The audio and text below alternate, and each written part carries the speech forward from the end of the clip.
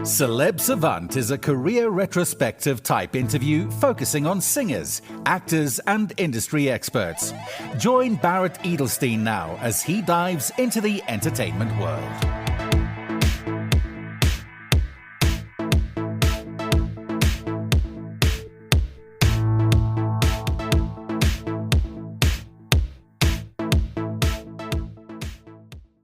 Ottawan-born singer-songwriter Jamie Fine joins us for a second time on the Celeb Savant podcast. From 2014 through to 2020, Jamie was part of the pop duo Elijah Woods and Jamie Fine. They were successful on the charts and had several award nominations, including Best New Canadian Artist or Group at the 2018 iHeartRadio MMVAs. In 2020, the duo split and Jamie decided to pursue a solo career. Her unique ability to convey intense emotion is her superpower. For Jamie, music is deeply personal. A 5-time Juno nominee, Jamie's music has over 100 million global streams. Her hit single If Anything's Left reached platinum status in Canada and double platinum in South Africa. With nearly 1.5 million followers worldwide, fans are drawn to her energetic personality, quirky humor, and openness. As her audience grows, Jamie's goal remains to create inclusive, emotional spaces through her music. Up next on Celeb Savant, catching up since we last spoke and discussing her upcoming tour to South Africa in April and May of 2025, is Jamie Fine. Well, Miss Jamie Fine, welcome back to the Celeb Savant podcast. It's been a few months. How are you doing? I'm dreaming of South Africa is how I'm doing. And you are in Canada now, right? I'm in Canada. I'm at home and have a little bit of time off, but so naturally finding work to do because I can't sit freaking still. Yes. Yeah, I know the feeling, yeah. So for the listeners, this is Jamie's second time on this Celeb Savant podcast. So Jamie, what's been happening since I saw you last when you were in South Africa a few months ago? Lots and lots. A lot of changes. We are officially an independent artist. Okay. I worked pretty tirelessly in figuring out. I've been wanting to be an independent artist for a long time, and we worked hard last year to make that happen and start a new chapter. Mm-hmm. So that's a really big change. But other than that, like same old. We are cranking away at music and Yes. writing lots, and we are excited to get back there. We just announced some touring stuff, so Yes. it's been a big year. What is the difference between being an independent artist and an artist that is with a label? To you guys, nothing. To Okay. me, Yes. I have to pay for everything. Barrett, I have to pay for everything. Okay. No, it's honestly, it's one of those things that in the world of music that we're, in right now, social media is king, Yes. right? Social media is a powerhouse. And I've been in this industry for 8 years, and I've been with the label for 8 years, and I've learned so much, and I have such a strong team that a lot of the time, the scary parts about being without a label is if you don't have a strong enough team, you have to navigate the industry, the big, bad, scary industry. But because we have so much experience with it, it was something that, again, we were really trying to push for in a big way. And so to you guys, it wouldn't look any different. To me, it's like, oh, we just have more work to do. Our team has more work to do. You referenced there were steps that you were building to allow that to happen. How long did those steps take? And were there any parts of the process that you were like, oh, I didn't realize this would be part of it? For sure, there were a lot of surprises. For sure, Okay. like with anything else, 1, 2, 3 jumping comes with some surprises. When I started out with a label at first, I would say, I didn't have a great experience with my first label. The people that I worked with at Universal are some of my favorite people in the world, including the Universal team in South Africa. Like I had such beautiful times with everyone, and I hope that we still also get to work together continuously.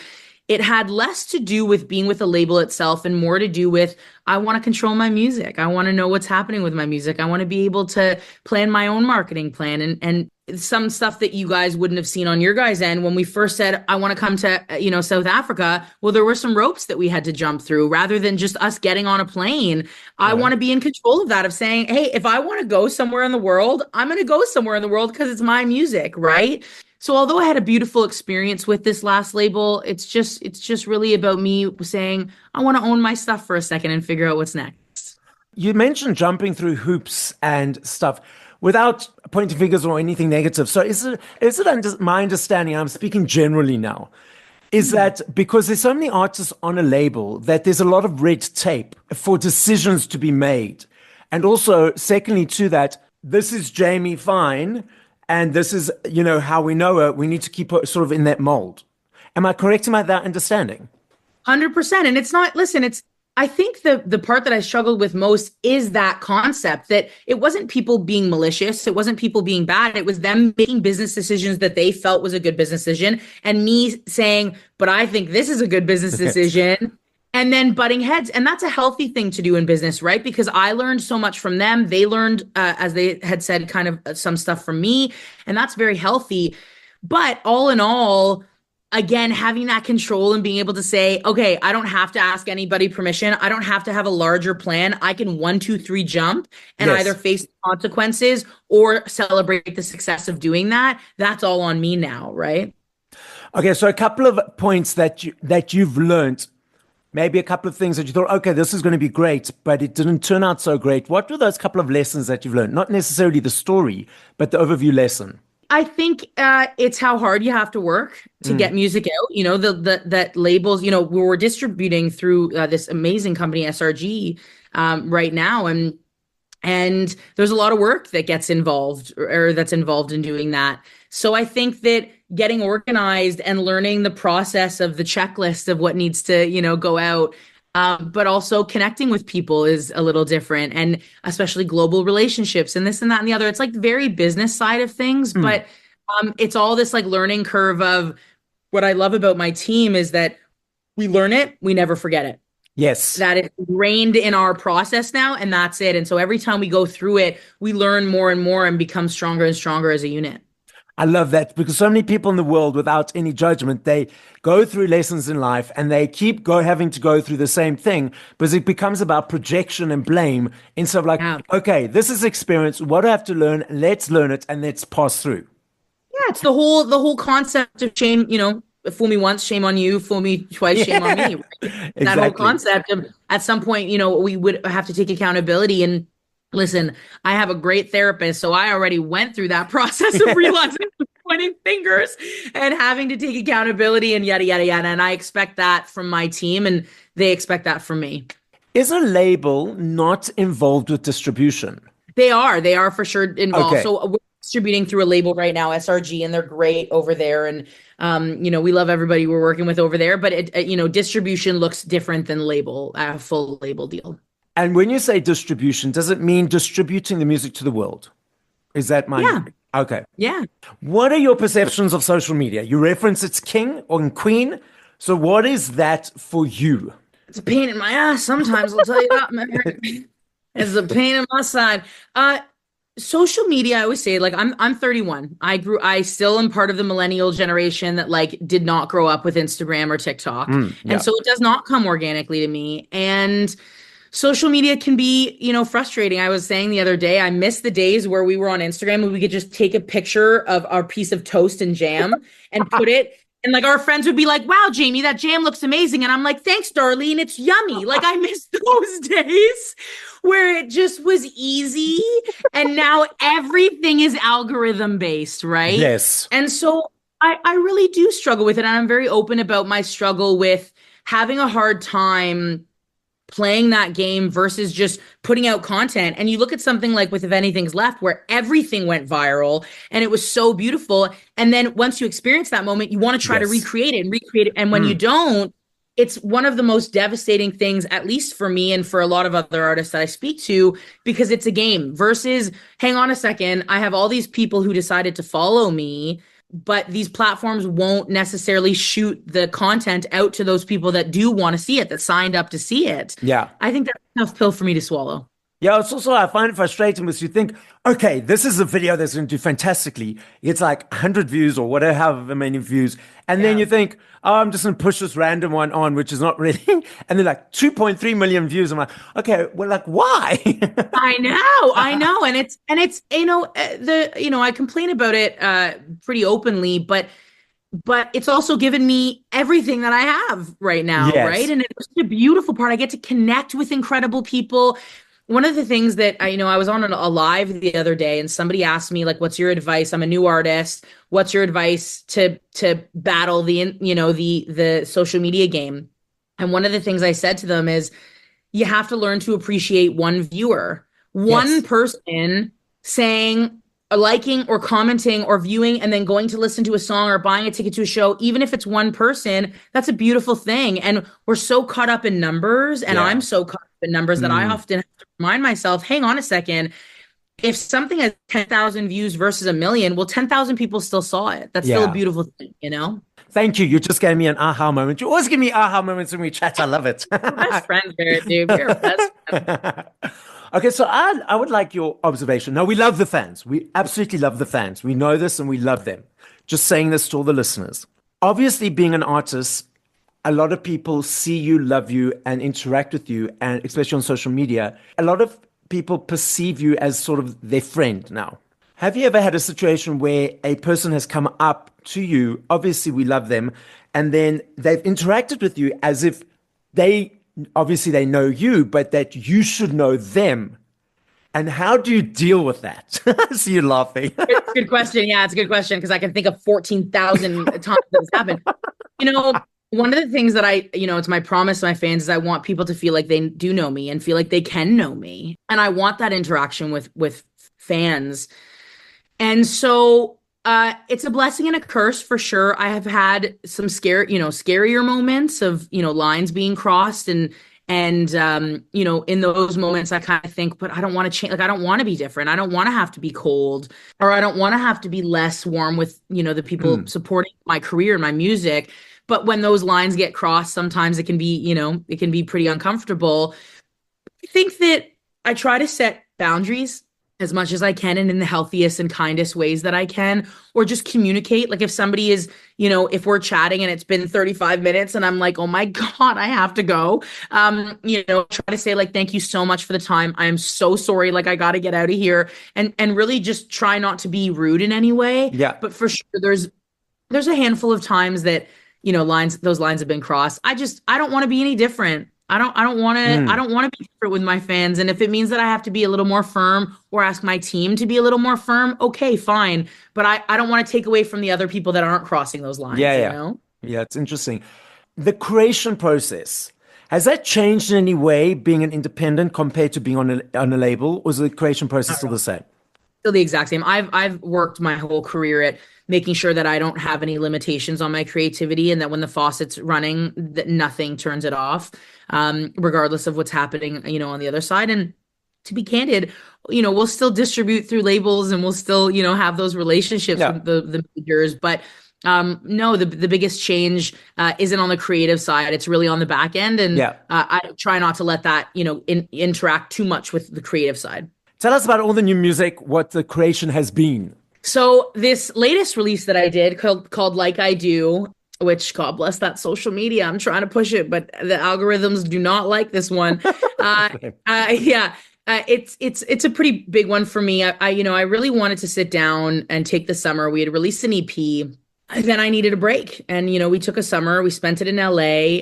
I went through my highs and lows, and then I wrote, and I sat down and I wrote for me. And it was this lane of music that I felt wasn't pushed by any agenda. It wasn't pushed by what I thought was going to go viral or not. It wasn't pushed by what I thought people were going to love. It's what I loved. And Like I Do is the first song in that, section of next piece of music that I'm going to be putting out, that is unforgivably me. And it's real, and it's raw, and it shows the most important things in my life, from people to just things that I care about or things that I'm going through. And I think so far a lot of people are relating to it in really beautiful ways. So it's good.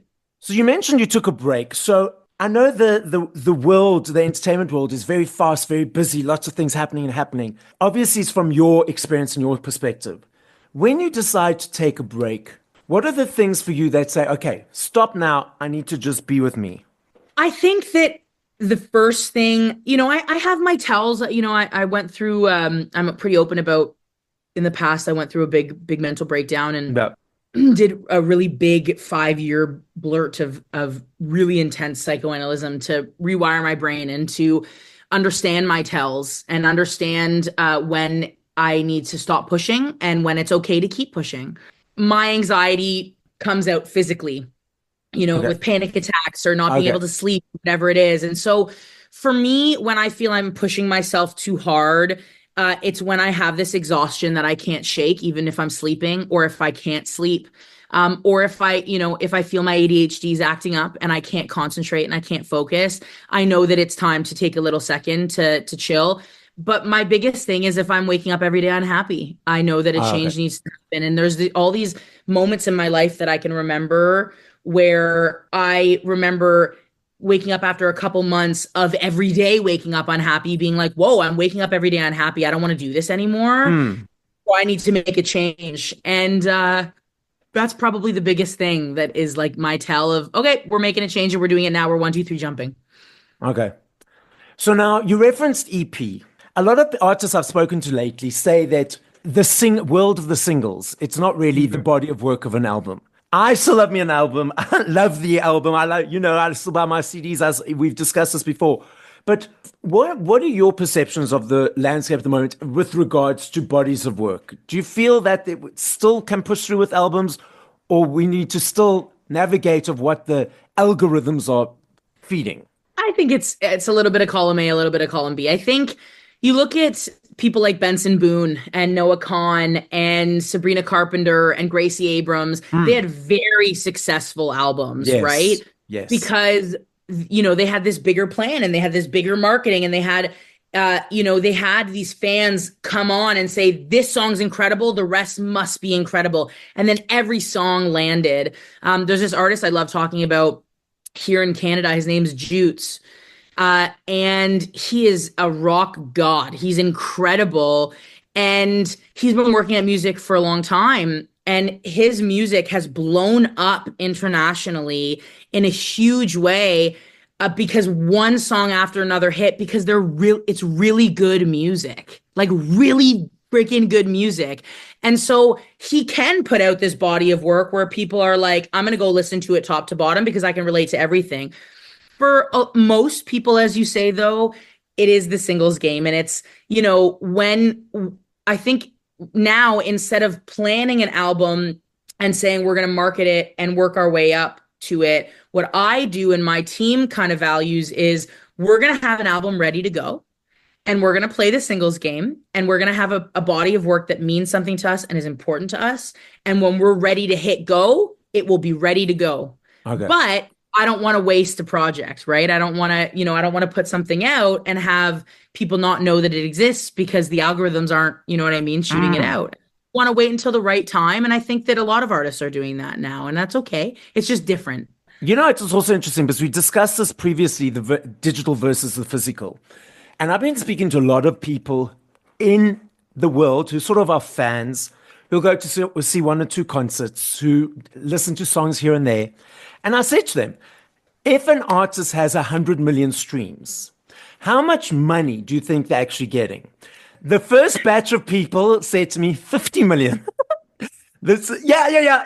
I wish I'd be rich, folks. The second batch of people said 1 or 2 million.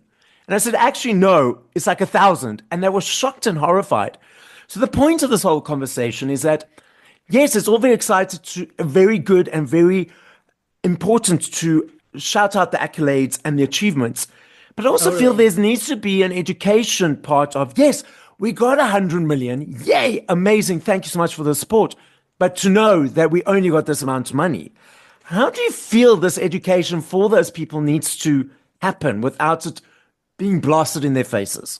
I think that it's the same with teaching anybody any lesson, from political things to human rights things to anything that matters in the world. I think it's just about not shoving it down their throat. Okay. People who care will care, and people who don't care won't care. I'm transparent about those things on my social media. I don't talk about necessarily the fact that 1 million streams is 4,500 Canadian dollars. It's not, it's not a lot of money. However, what I try to educate people is, I think during COVID, this is really when it happened, where there was so much reliance on only social media and only streaming because the world wasn't opened up. We couldn't do shows. Exactly. But for me, 80% of an artist's income typically is shows and merch, right? Yeah. And so if something gets millions and millions of streams, well, I can come to South Africa and I can go to the UK and I can tour across Canada. And so those streams are still very important, especially in terms of financials for an artist. However, we're not getting that from the actual streams, but we're getting hired to play the show. Right?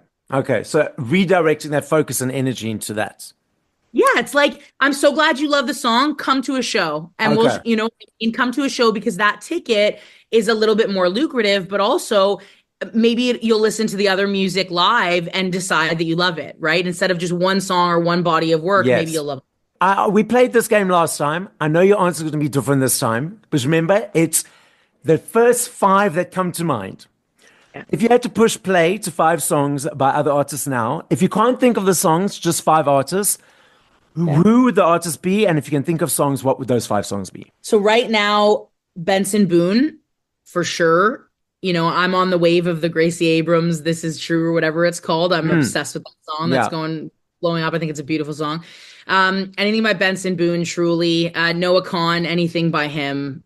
J. Cole will still always be my top. And I'm going to go with Jutes right now, probably. Okay. The Canadian artist I was talking about. He's in the States now, but yeah. Juts, or how do you spell it? Jutes. Okay, Jutes. Lovely. For the tour coming up, tell us, what do you have to share? Wouldn't you like to know? Yeah. Or is it all secrets? No, it's not all secrets. We are just excited to get back there. We're going to be hitting new cities, which I'm really excited about. We're going to be coming back to some of the OGs that we've been to, but we're going to be hitting more of South Africa, which we've been, excited to do for 2 years.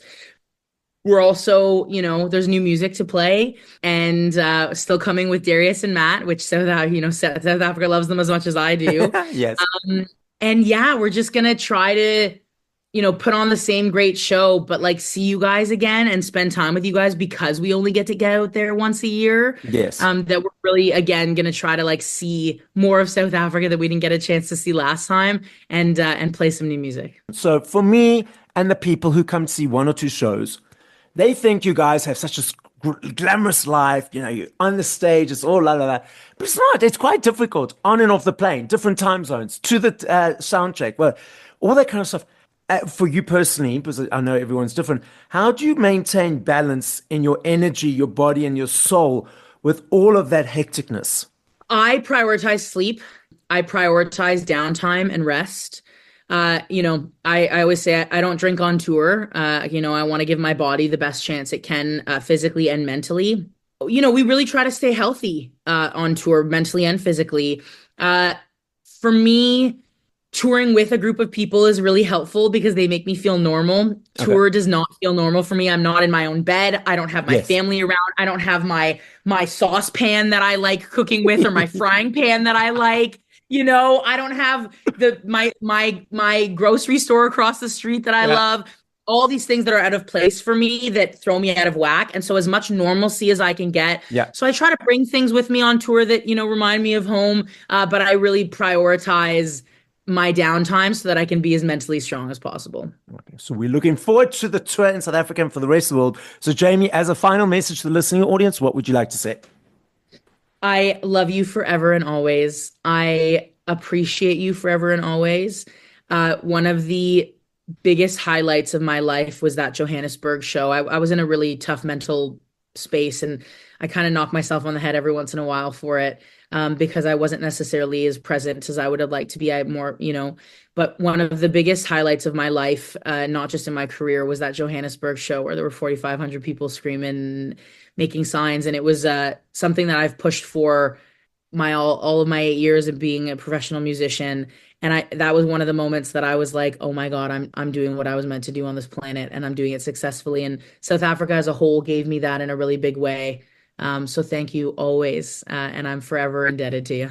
Thank you for listening to this episode of Celeb Savant. Please follow Barrett on TikTok, Instagram, YouTube, and Facebook at Celeb Savant. That's CelebSavant.